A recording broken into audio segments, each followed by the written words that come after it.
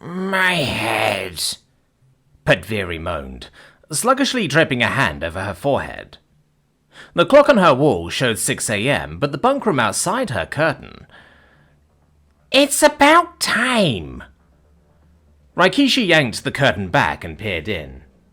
Light happened, and Bherdin's head exploded like fire in an oxygen chamber. She floundered the offensively chipper face, ready to claw it off. Will you knock it off? Sheesh, you can be such a pain. Rikishi batted her hand casually aside and snapped a picture on her omnipad. Now, say thank you. Awareness struggled to the surface of her thoughts, but gave up as the world started spinning. Thank you? You're welcome, her sister grinned. Just for that, you only owe me 2 honor debts instead of 3. Bherdin wanted to roll over and pull the curtain back, but that was enough to get her attention. What are you talking about? She tried to snarl.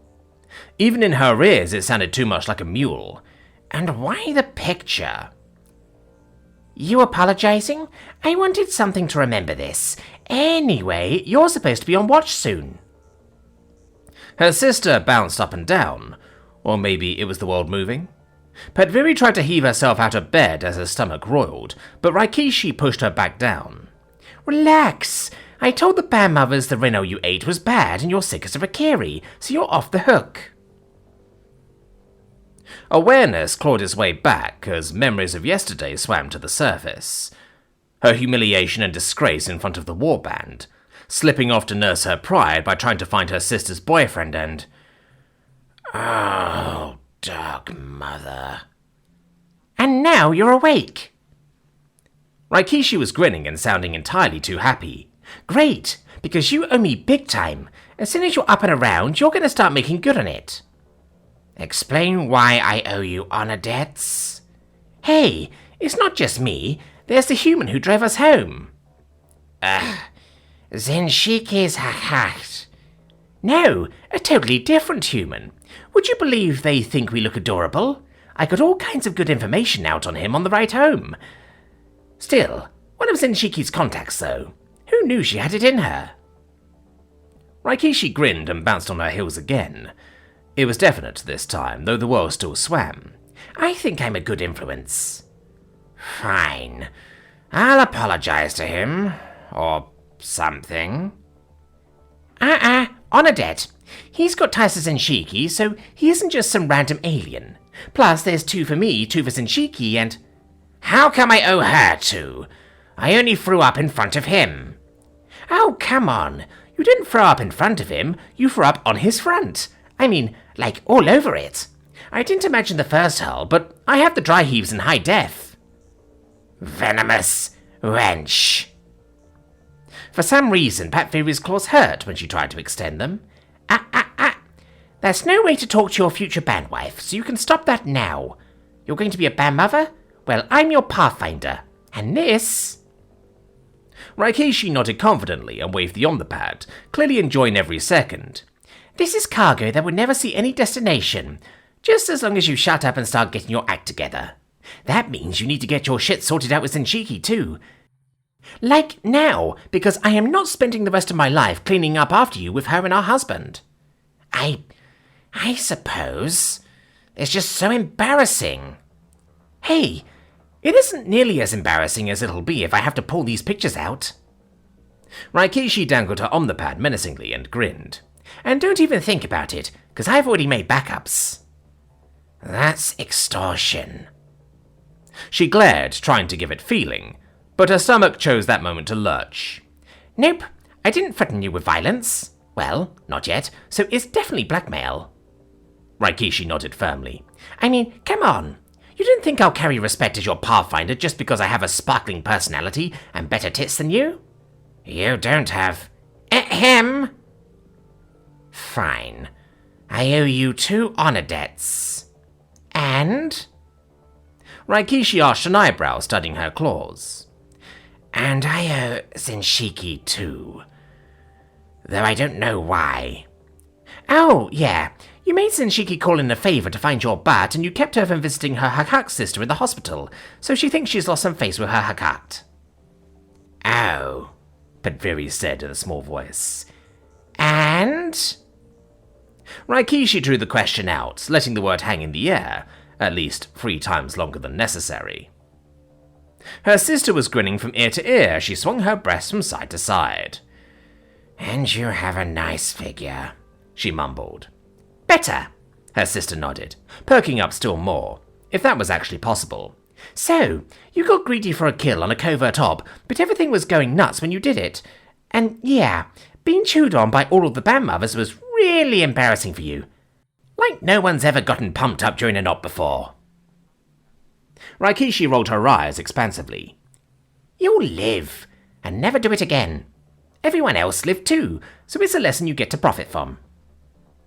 I suppose. It's still so embarrassing. Hey, no worries. Senshiki said Pa said that he didn't know you were there, so I said to her that it was probably for the best that he never knew anyway. I mean, he needs to respect you, too, and you're a great scout. Raikishi reached for her with a mischievous grin. Her hair felt like it was on fire. All of it, but her mane most of all. You mess my hair and my corpse will still kill you, she said flatly. Fine. Oh, hey, did you know we look like cats? I had to find out what a cats is, because apparently humans think we're cute. Her sister grinned, still looking pleased with herself, as her boundless enthusiasm shifted again. And anyway, third wife won't be so bad. We can be there for him with the liniment and bandages, while Senshiki gets in one of her moods. What about Kalis? Padviri muttered. At least she wasn't being put behind their youngest sister. Oh, she'll be fine, though she'll have to do the gutting and cleaning. Raikishi nodded. She's just happy she won't be a virgin forever. Padviri's eyes narrowed.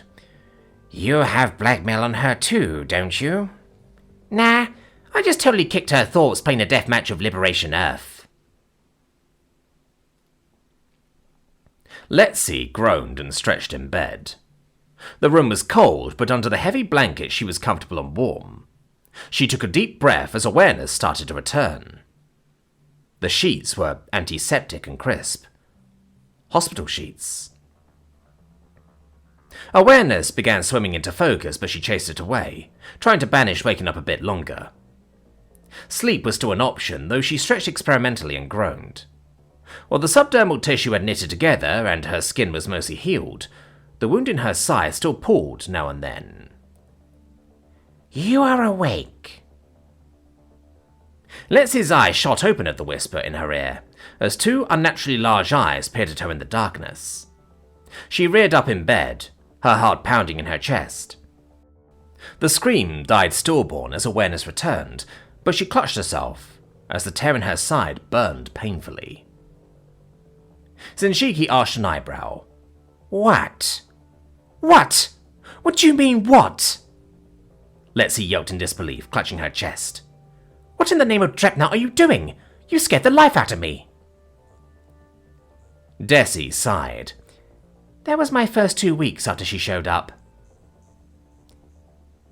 You must be fucking kidding me, Letzi panted, glaring at Senshiki as she settled into bed. I was having a nice dream and sleeping in. Senshiki examined her nails casually and extended her claws, casually raking her pelt into place as if nothing had happened. What? Letzi took a deep breath and tried again. What were you doing, staring at me like that? Are you insane? At the time, I was merely observing your wound, as it is no longer tasty. Besides, you wish to be in the military. I wanted to see how ready you are. Senshiki shrugged. My band sisters would have woken up much sooner and with more composure. Okay, that's just deranged, Letzi huffed, easing herself back into bed and dragging the covers back up. Why are you here anyway? Visiting hours aren't till this afternoon. I am here to see you both, particularly my band sister. Senshiki blinked as she tugged her tail into her lap and examined it nonchalantly. I was prevented from attending Deshi's surgery and wanted to check on her before I returned to the academy for class. It's barely past 6. How? Lexi caught herself from asking how Zenshiki could have gotten past the guards on the ward, but there were limits, and she shoved the question away. No, why are you here this early? I said I was prevented from seeing my Hahat sister last night. You could have waited, Desi spoke up. Her voice was still weak, but she sounded better than she had in days. Even so, Lexi felt a spasm of concern when she noticed Deshin didn't move. I shall have class later this morning and nap before returning. Showing concern was a matter of timing. You nearly gave me a heart attack, Lexi growled, slapping one of the blankets back into place with a scowl. Even just between their beds, in the dim light of the room, the girl practically disappeared. Your timing sucks. I am the Empress of Timing.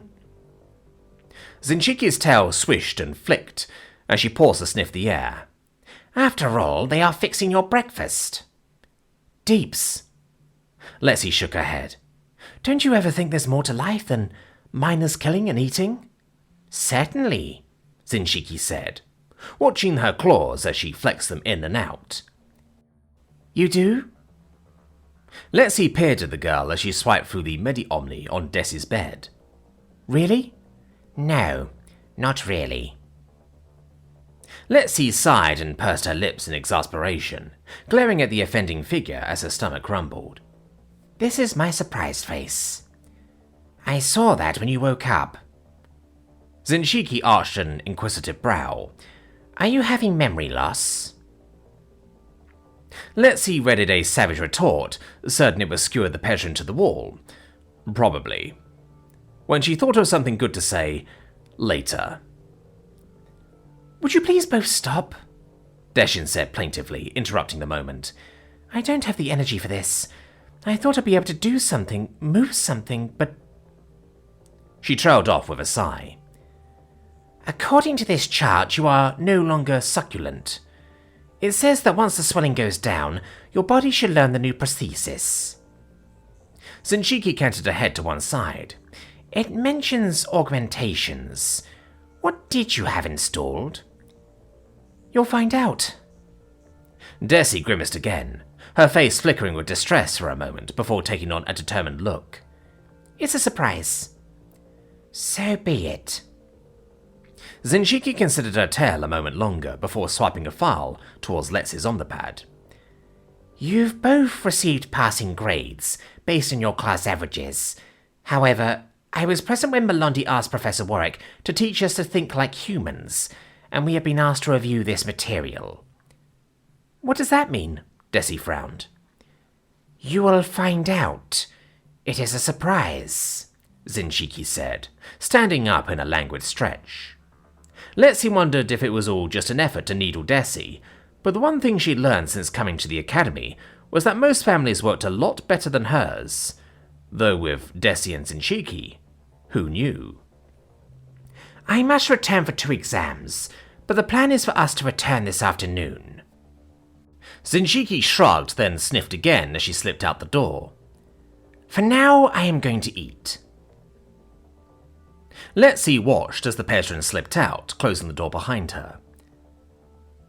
She's going to swipe our breakfasts, isn't she?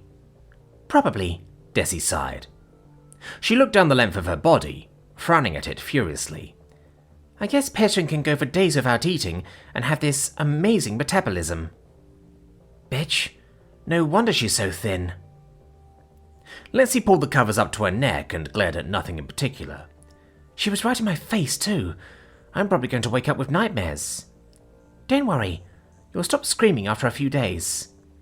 I don't know. I'm getting discharged today and going home tomorrow. Lexi rolled over and faced away from Desi, huddled in her blankets. The room was still cool, though breakfast would probably be late. Tomorrow, she'd head home, and there would be more than enough screaming. Tom Warwick watched the clock with Miv as the class worked through their exam. The exam was the standard Chilvanti affair and would be graded by the computers within seconds. The essay questions had been his late addition, and he'd had to fight tooth and nail for them with Ganya. In the end, she'd relented, so long as the grading was done by the end of the night. Well, that and a few other concessions. He and Miv had time to drop by the hospital, but it would make for a long afternoon. All students were accustomed to going home with their final grades for the semester, and with luck he'd get them all done by early evening. It was just as well. The girls were going to see Desi tonight before going their separate ways for the HFY holiday, and he and Miv would only cramp their style. Letzi would be discharged. He and Miv would be moving in tonight with Shalea for the holiday, and they could all spend more time with Solani. Though everything depended on when Desi could be released. Jama had wanted to see him. So did Monsignor Basilio. Bherdin had called and asked him to come by. Should he visit Hope Claassen and Dr. Khalil? Invite them to dinner? There was also the matter of Melondi over the holidays, as he hadn't planned for anything. She could probably do some work at the museum exhibit, but... And time, Mevere called out, as the clock hit noon. The announcement came without a call to put down their pads. Kellark had finished almost 5 minutes before, but rather than sending over their tests and filing out, the girls had lingered in class. Miv held up her omnipad and gave them a bright smile once the tests were received. Thank you, girls. Professor Warwick and I wish you all a good vacation, and look forward to seeing you back. The girls stayed in their seats, but Jaxmi raised her hand, and Miv canted her head, acknowledging her. Thank you, ma'am. We appreciate it. Jaxmi bit her lip. It's just that we wanted to ask if you needed us to stay. I mean, we wondered if you're all going to be all right. Melondi was in the seat behind the Chalksa girl, and she leaned forward to look down the row. Jax? It's okay, Mel. I got deputized for all of us. Jaxmi glanced back and grinned sheepishly. We knew you wouldn't ask, and you have a ton of security, but there's been so much going on we thought we should offer.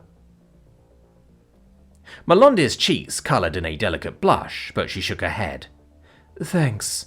All of you. I'll be fine. Besides, you're right. A lot has gone on, and I'm looking forward to being, well, not on display. She grimaced ruefully before her smile returned. Besides, I get to see Bherdin for 3 whole weeks. That brought a lot of envious looks from everyone except Belder, and Tom hid a grin. It wasn't like he knew the boy well, but still. 3 weeks away with Belder and Pris? It was a good thing he was young. Maybe a good thing Solani is still recovering. 3 at once would probably kill me. Tom smiled and said his goodbyes. It seemed so surreal. Life and death shootouts, assassins, swords in the dark and palace intrigue. Somehow, they'd come through it all. To think I'd been worried about grading homework a few months ago, he mused, as he and Miv packed their bags and turned out the light. Now, it would all be smooth sailing. 3 weeks of pure normal, helping his family recover. Real downtime. As long as he could keep Bherdin from doing something ghastly with the eggnog. It was nearly 2 when her father and mother arrived. Deshin smiled, doing her best to hide her frustration. Letzi had been discharged an hour ago, promising she'd be back after packing, but the room felt so empty. Being paralyzed and alone had wrapped her in a primal fear, like being trapped underground, buried alive in her own body. Thankfully, the nurses came by a lot, and they had made a second breakfast. At least my stomach works. It was cold consolation, but none of that could be shown. She had a family now. A real father and mothers now, not distant coes who left her to sleep on a broken-down couch. Grandmothers. Real clothes instead of threadbare cast-offs. When she could wear them again. A whole life. Once she could walk. Despite everything she'd been through to get into the academy, this was worth more than a future for someday. This was a future right now. And if it had come with a cost, I'd do it again. Still, while she loved them without reservation, she regarded her adopted parents with an amused skepticism. One couldn't wade through a cargo container of silly putty and pet rocks and still take humanity at face value, and while she'd come to love Tom, it had to be tempered with the knowledge there was something seriously bent in the human psyche. "So, I heard that Melondi wants you to teach her how to think like a human," Desi said mildly, fishing for information. "Have you had any thoughts on how you're going to do that?" "Don't ask." "Right, because I presume it's going to be more than showing her movies and anecdotes." "Doubting child, why would you think that?" "Honest, father, it's how you've already been teaching me. All of us, really." She could hear Mevere sniggering with muffled amusement, though she covered it with a cough and still managed to look elegant. Desi pressed on. "You're really planning to do that with Bugs Bunny?" She spent the rest of the morning watching the file with Letzi before she'd been discharged, and Marvin the Martian's attitudes were disturbing. He looked askance at Mevere, who was shaking her head as she slipped out to visit Captain Solani. The idea that her father had proposed was exciting. Mevere was happy about it and said that Shalea was as well, so that meant everything would work out. "Three mothers. I have a real family, just not a particularly normal one. My father is a human and my best friend is a princess." She fought down bitter anxiety inside her chest, giving Tom another smile. There was nothing else she could do. Her doctor, a Gearschild woman named Hills Through Burning Silver, had frowned briefly before explaining that her Shulvanti physiology was probably just adapting. Her father waved goodbye to Myth before looking back with a mask of baffled innocence. "Well, it's bugs, not bargs.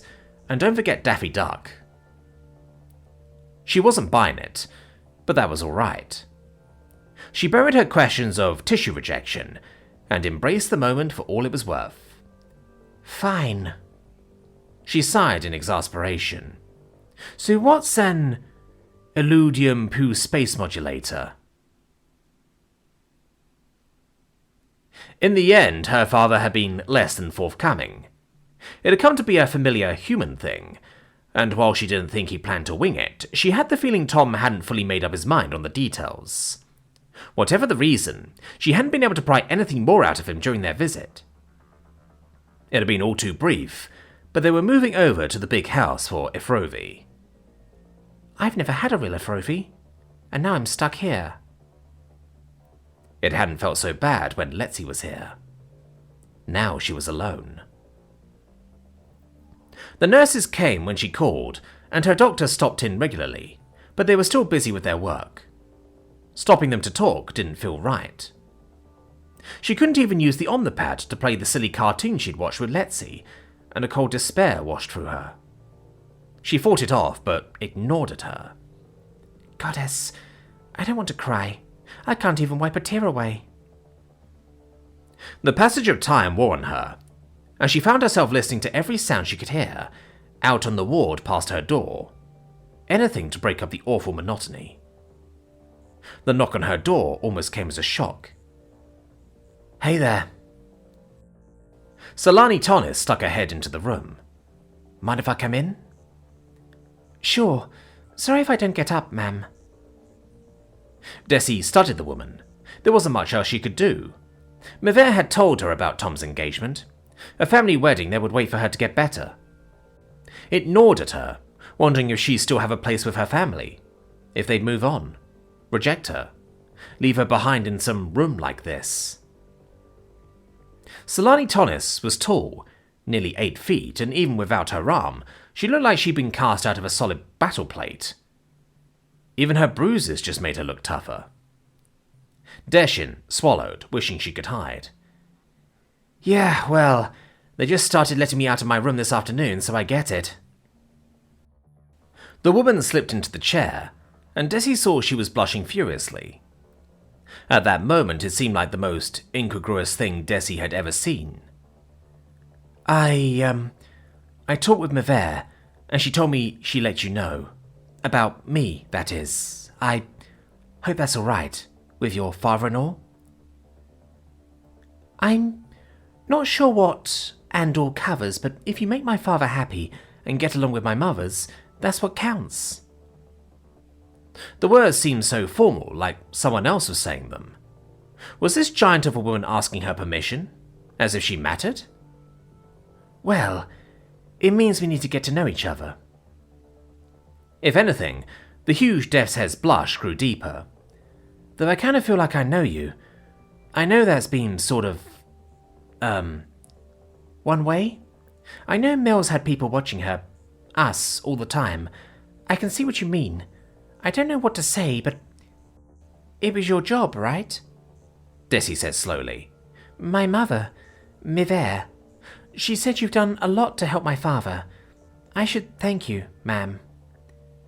How about Solani instead? I mean, I hope someday that you and I will be closer. I'm engaged to your father and mother's, but I'm not your co-mother yet. I never expected I'd be one. I hope you'll give me a chance.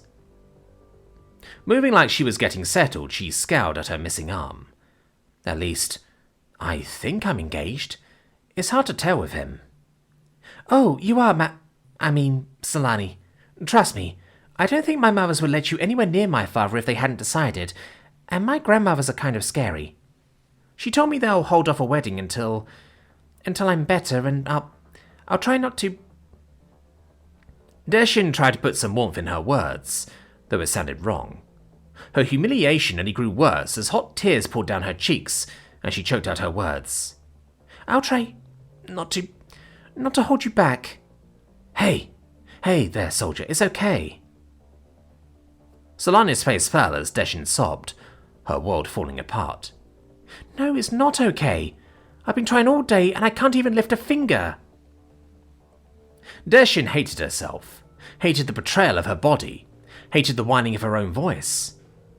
How could this indestructible mountain of a woman not think she was just a ridiculous waste of her time? Yet Solani was already there, awkwardly dabbing away the tears with her one good hand, and she couldn't even turn away. You know, there are a few days you'll always remember. Solani met her eyes as she wiped away fresh tears. I expect the day when you got adopted was one of them. Yes, but I don't feel like... Shh, just listen. The days a soldier never forgets are the alive days. Those are the days you didn't die. This isn't the first time I've been hurt, but I had 2 friends who were hurt a lot worse and got up with prosthetics, and not very good ones. Girls I knew were going to struggle. So, how'd you deal with it? How did they? Desi wanted to turn her head away, to do anything but lay there like a beached Tessara, staring up at the sky. How can I live with a broken body? Look, I get it. Maver said you're worried the operation isn't going to take. Solani drew close, brushing her hair into place. You have to remember that this hospital has the best of everything, so I'm betting you'll be fine. But what if I'm not? Anger rose up at her helplessness, her words hot with frustration. I won't lie. You have to be ready in case it doesn't, to turn it around and look at all the things you do have, the things to look forward to. You've walked through the fire and you've gotten hurt, but you came out alive. But that has to be the worst day of someone's life, isn't it? What if I'm stuck like this? That's a hard question, especially since I'm getting an arm cloned and I'll walk out of here better than ever. Solani looked at the cap where her shoulder ended, the cap there stimulating her nerves for surgery while her new arm was being grown. Those women? I've kept in touch with them. The things they've done since their injuries have made them who they are, and because they went forward with a good outlook, I think their lives are in a better place. Really? Disbelief tugged at her, but sometime throughout it all the tears had stopped. Really? And if you can fake your way into the best school on Shill, I think you have what it takes. Deshin felt herself starting to blush. You know about that? I do. I believe in you. Solani nodded firmly. All the girls in the bunker do. Once we found out, you pretty much became everybody's favourite. Exopilots and Navy jocks tend to be nobles, but the DHC? We take the best from the Marines, and the Marines take everyone. I've known a lot of girls who started without much, and decided they were going to make something of themselves. No matter what. Just like you. I'll try. And thank you. I mean, for coming by and everything. Desi licked her lips and fought through the awkwardness for something to say. So, I'm sorry about this. I didn't mean to go to pieces on you like that. It's okay. Solani tried to grin. Trust me, I've kind of been there. Deshin cast about for something to say as the silence stretched. One thing did come to mind. So, how did you and my father meet, exactly? How did he propose? Solani Tonis turned several shades of blue.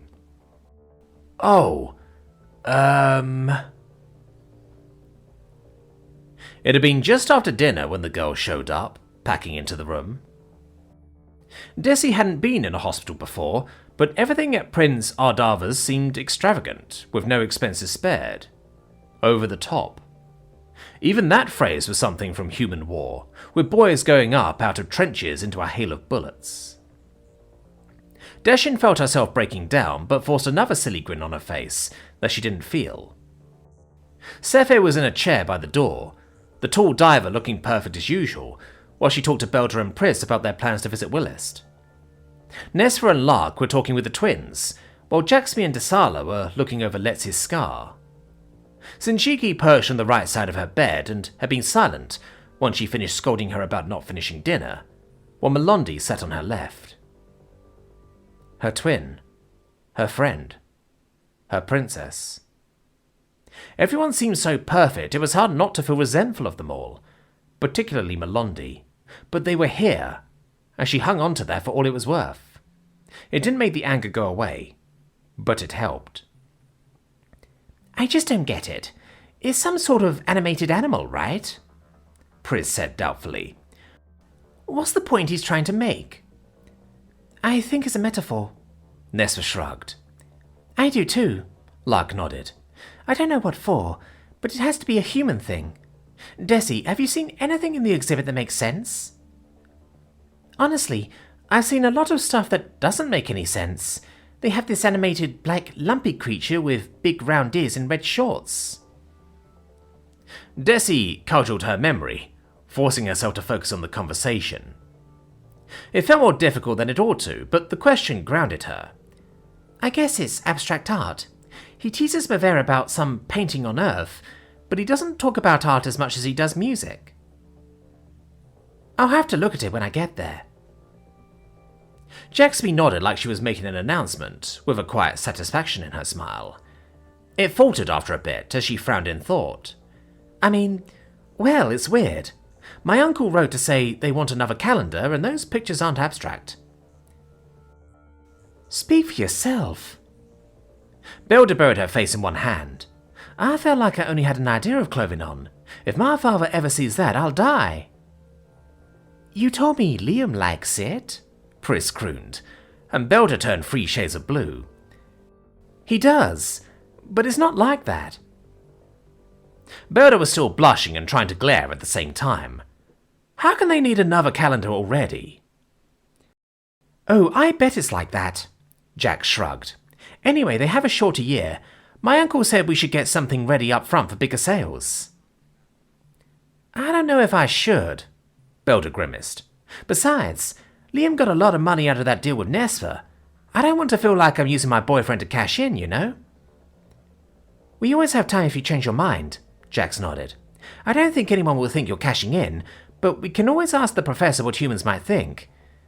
It's not like you getting married would be a big deal, though. We didn't think the professor's wedding would be a big deal, Lark snorted. The media club is still getting requests for behind-the-scenes material. Small but mighty, Belda's scowl could have felled a Turox. You are not helping. Not my job description, Lark shrugged. Anyway, we could get Sinchiki to do it. All she has to wear is that skin suit. I dress like that to do burglaries, Sinchiki sniffed. We got hundreds of thousands of credits for about an hour's work. Pris's grin was uncharacteristically large, as she toyed with a lock of dark hair. I'd call that a steal. I will consider it. The Pezrin eyed Pris thoughtfully. Might as well. It's not like Belle's the only one with a boyfriend. Jax managed not to leer, but only just.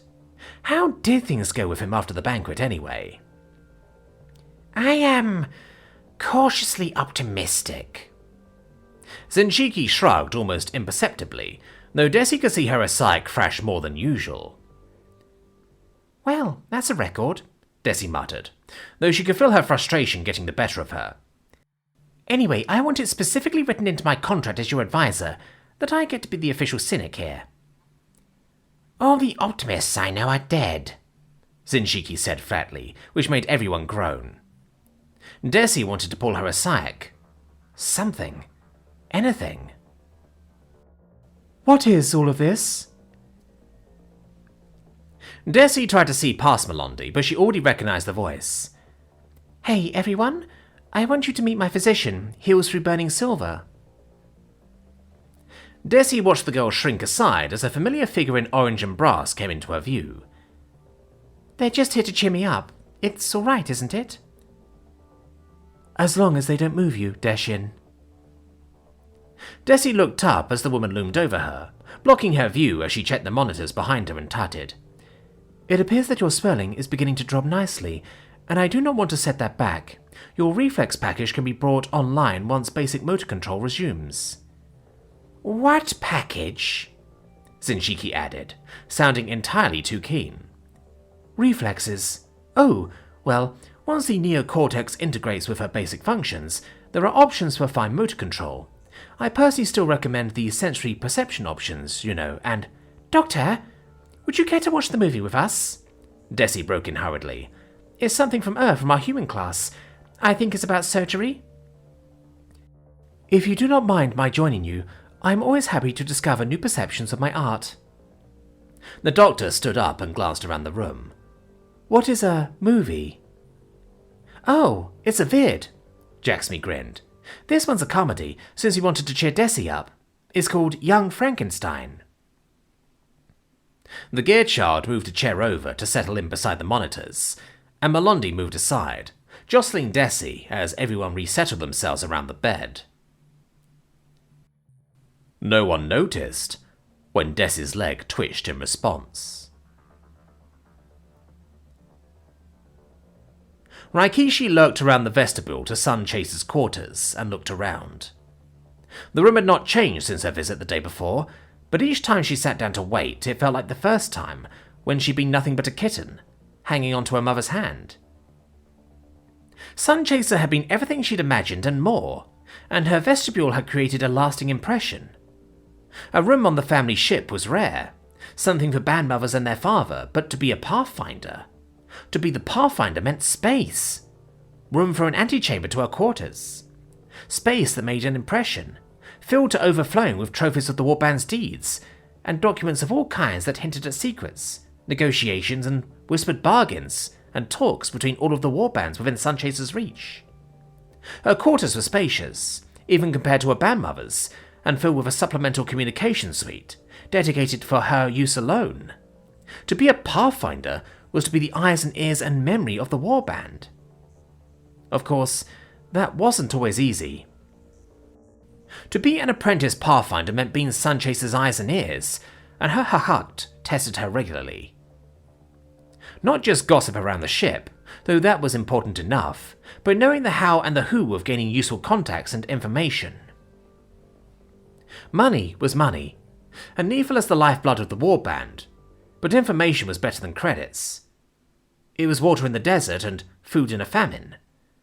Information was what made the money possible. Discretion made it all possible.